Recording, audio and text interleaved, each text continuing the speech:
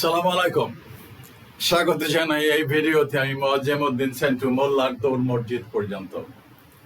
কথাটা বললে এই দেশে অনেক মোল্লাদের গায়ে আগুন জ্বলে, আমি জানি। আর আমার 14 গোষ্ঠী তো উদ্ধার করবেনি। এদেশে মোল্লা বলতে ওই মোল্লা একটা বংশ আছে, আর জাস্ট একটা অবজ্ঞার বহিঃপ্রকাশ ঘটে এক শ্রেণীর মানুষের প্রতি, এই আর কি। যাই হোক, কথাটা কিন্তু ঠিক না। মোল্লা শব্দের উৎপত্তি আসলে কিভাবে হয়েছে? মোল্লা হলো মূলত মুসলিম ধর্মের গুরু, ইসলামী আইন ও ধর্মশাস্ত্রের পণ্ডিত এবং মসজিদের নেতার জন্য একটি সম্মানসূচক উপাধি। এটি শিক্ষক বা পুরোহিত হিসেবে ব্যবহৃত হয়। আচ্ছা, বিস্তারিত জানতে উইকিপিডিয়ার সাথে যোগাযোগ করতে পারেন। যাই হোক, শব্দের উৎস ও অর্থ। মূল শব্দ এটি আরবি শব্দ মাওলা থেকে আসা ফার্সি ও তুর্কি শব্দ। আবিধানিক অর্থ রক্ষক, কর্তা, নেতা, অভিভাবক বা প্রভু। পণ্ডিত ব্যক্তি, ইসলামী শরিয়া ও ধর্মতত্ত্বে উচ্চশিক্ষা থাকা ব্যক্তিদের এই নামে ডাকা হয়। ব্যবহার ও পদবি, সম্মানসূচক। বাংলাদেশ সহ বিভিন্ন মুসলিম দেশে এটি পণ্ডিত ধর্মীয় নেতাদের সম্মান জানাতে ব্যবহার করা হয়। বংশীয় পদবিও আছে। যাই হোক, আমি কেন এই ভিডিও করতে আসলাম মোল্লার দৌড় মসজিদ পর্যন্ত? এদেশে সবসময় অহরহ এটা বলা হয়। অত্যন্ত দুঃখের বিষয়, যে অর্থে এখানে মোল্লা বলা হয়েছে সে অর্থে নবী রসুলগণ তো মোল্লা ছিলেন। আফগানিস্তানের মতন একটা দেশে যারা 20 বছর যুদ্ধ করে দেশের স্বাধীনতা আনছে, তাদের দেশে সবার নামের আগে মোল্লা, মোল্লা ওমর ওদের রাষ্ট্র সবার ঊর্ধ্বে, মানে সর্বোচ্চ ধর্মীয় নেতা।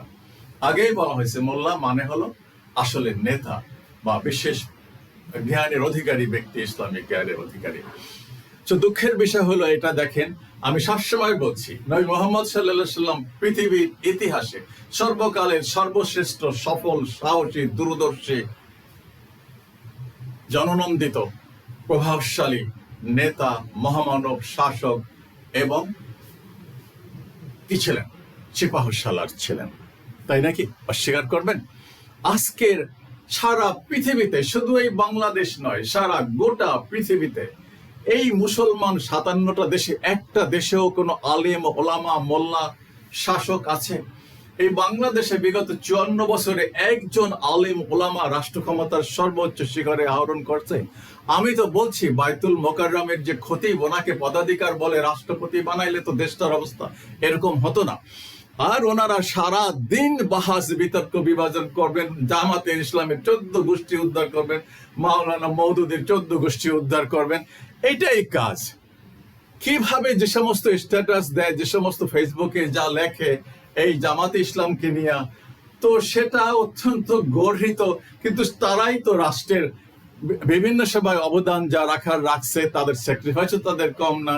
কি একটা পাইছে 71 সনে, কি করছিল 71 সনে, কি হয়েছিল সেটা তো ভারতেই বলতেছে। চোখ নাই, কান নাই, আরো আসবে, আরো আসবে। বলছি তো, এই রাষ্ট্রের জেনেটিক ডিজঅর্ডার আছে। সেই কথার তো কেউ প্রতিবাদ করেন? যদি করেন আমাকে জিজ্ঞেস করেন, আমি দেখাই দিচ্ছি। একটা উদাহরণ দিচ্ছি, 16 ডিসেম্বর এমএজি ওসমানী কোথায় ছিল? কি জবাব দিবেন? কেন মুক্তিযোদ্ধাদের কমপ্লিট লিস্ট করা হয় নাই? কেন শহীদদের লিস্ট করা হয় নাই? কেন বীরাঙ্গনাদের লিস্ট করা হয় নাই? কেন এগুলো ইনকমপ্লিট আছে? কারো সৎসাহস এটার জবাব দেওয়ার নাই। যাই হোক, আসল কথায় আসি। সেটা কি? সেটা হলো যে এই যে মোল্লার দৌড় মসজিদ পর্যন্ত, আচ্ছা বাবা, কেন এটা বলা হয়? আমি তো চাই যে দেশে একটা সৎ শাসন, আইনের শাসন, একটা সত্যিকারের খোদাবিরু ইমানদার মানুষ শাসক আসুক।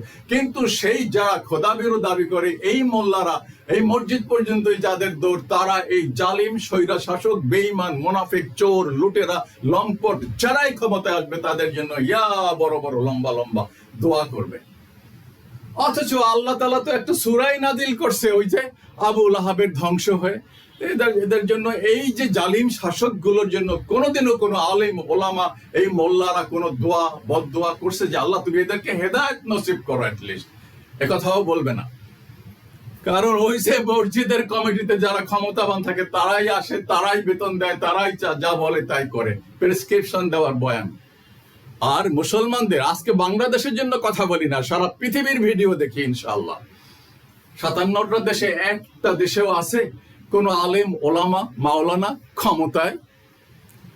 সৌদি আরবের উপর এখন ওই যে হুতিরা ধসাই দিতে আছে। আজকে মিডল ইস্টে যা অবস্থা, তাতে তো আমি তো দেখতেছি যে আমেরিকা এবং ইসরায়েল চাইতেছে এরা যুদ্ধ করে এই নিঃশেষ হয়ে যায়, যাতে ওদের ফিল্ড ফাঁকা থাকে। বাস্তবতা এটা। যাই হোক, যেটা বলতে আনছি সেটা সে কথায় আসে। একটা অশিক্ষিত মানুষ মূর্খ ছলে বলে কলে কৌশলে যদি ক্ষমতায় আসে, কিন্তু দীর্ঘ মেয়াদে কি সে টিকে থাকতে পারে? তার ছলা গলা, তার এই সমস্ত ছল চাতুরি, মিথ্যা আশ্বাস, প্রলোভন একদিন তো প্রকাশ পেয়ে যায়। খুব দুঃখজনক, লজ্জার বিষয় হলো এই যে ভিডিওটা, যেটা ছবি আছে দেখতে পাচ্ছেন এখানে, ভারতের মতন একটা দেশে, ওরা আমাদের প্রতিবেশী, আমি ওখানে বহুবার গেছি, আমি হিন্দুস্তানে মানুষ হচ্ছি, মানে হাজীগঞ্জে যে এলাকাটায় আমি থেকেছি সেটা চতুর পাশে হিন্দু, বহু বন্ধু বান্ধব ছিল, বহু গল্প করছি, বহু খেলাধুলা করছি ওদের সাথে, সদু সুবাস বজু অমুক তমুক অনেকেই আছে। যাই হোক, আমি তো বলছি তো কচ্ছপ ধরে হিন্দু বাড়িতে দিয়ে আসছে, ডিম উঠাইয়া হিন্দু বাড়িতে দিয়ে আসছে, কোনো বিদ্বেষ তো দেখি নাই। কিন্তু আজকে এই ভারতের মতন একটা দেশে এত বিভাজন, এত মেরুকরণ, আর সেই লোকটার বিরুদ্ধে এই জেন জি যেটা বাংলাদেশে করেছে জুলাই ঠিক একই মাসে, কেন খেপে আসলো? একটা প্রতিযোগিতামূলক পরীক্ষা নিট, যেটা দিয়ে মেডিকেলে ডাক্তারে ডেন্টিস্ট ডেন্টাল কলেজে ভর্তি হবে, সেখানে যদি প্রশ্নপত্র লিক হয়, দলীয় লোকদের হাজার হাজার কোটি টাকা এই প্রশ্ন লিক করে কামাই করে নেয়, এটাই তো ঘটনা, এটার পিছনের ঘটনা তো এইটা। তো সেখানে যারা নকল ফকল করে না বা মাগনা দিলেও ওই প্রশ্ন নেবে না, তারা তো তাদের জন্য তো অত্যন্ত গর্হিত। তারা তো আসলে তারা জীবনে প্রতিষ্ঠিত হবে, দেশের জন্য, মানুষের জন্য, সমাজের জন্য, পৃথিবীর জন্য অবদান রাখবে।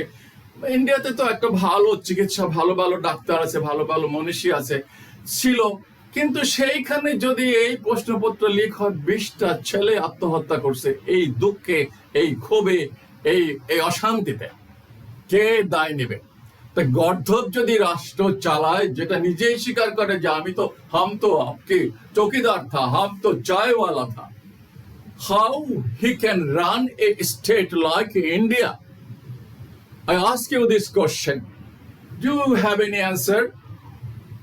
কতদিন চলে সেটা? এর পরের ধাপে এরা যদি আরেকটু আগাতো, তাহলেই তো একেই পদচ্যুত করতে হবে যে না, একে আমরা চাই না, এর মতন একটা এই বিভাজন সৃষ্টিকারী সমাজে। আর এই যা লেখাপড়ার কোনো মূল্যবোধই নেই, লেখাপড়াই নিজেই জানে না। আর বাংলাদেশেও ঠিক একই অবস্থা। এই মোল্লাদের তো রাষ্ট্র চালানোর কথা ছিল, তাদের তো কথা ছিল রাষ্ট্র ক্ষমতায় আসীন হওয়া। সারা দিন বিভাজন সৃষ্টি করবে। ওই চরমনায় কোথায় একটা চিটাগংয়ে একটা আছে, তারা বলে কি করে ইসলামের রক্ষা করে, আর জামাত ইসলাম তো কি করে সেটা তো সবাই জানে, সবাই দেখতেছে। কে আছে জামাতে ইসলামের কাছে ধারে কাছে এই বাংলাদেশে? আমি জামাত ইসলাম করি না, জামাতে ইসলামের আমি কোনো ধারও ধারি না। আমি তো শফিক সাহেবকে বলছি যে আপনি তো ঝাড়ু দেওয়ার কাজ না, আপনার কাজ ছিল ওই ময়লার ভাগাড়টাকে কি করে একটা রিসাইক্লিং প্ল্যান্ট করা যায় সে বিষয়ে একটা পরামর্শ দেওয়া, বা সেরকম একটা রিসাইক্লিং প্ল্যান্ট উদ্বোধন করা। আপনি গেছেন ময়লা ঝাড়ু দিতে। এদেশের ময়লা তো মানুষের মগজের মধ্যে ঢুকে আছে, ঘর বাড়ি ঝাড়ু দিয়ে ময়লাগুলো গিয়ে ড্রেনের মধ্যে ফেলে, আর সেই ড্রেনটা বন্ধ হয়ে যায়, জলাবদ্ধতা হয়। সো দেখেন যে এখানে আমিন বাজারে, দেখেন যে ওখানে ওই যে ব্রিজের কাছে, কড্ডা ব্রিজের কাছে, দেখেন যে সায়দাবাদে ময়লার স্তূপ। আজকে 50 বছর একটা এই যে ঢাকা শহরে যে ময়লা হয়, 1-1.5 কোটি মানুষ থাকে, এই ময়লা দিয়ে কি একটা রিসাইক্লিং প্ল্যান্ট চলে না, যেটাতে বিদ্যুৎ উৎপাদন করা যায়, সার উৎপাদন করা যায়?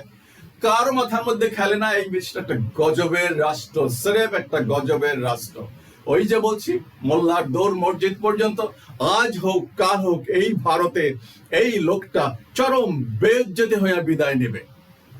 আর এই বাংলাদেশে এই মোল্লারা যতদিন পর্যন্ত ঐক্যবদ্ধ না হবে, ততদিন পর্যন্ত তাদের এই লানত, তাদের এই বিভক্তি, তাদের এই গজব, তারাই তো সবচেয়ে নিকৃষ্ট এই সমাজে আছে।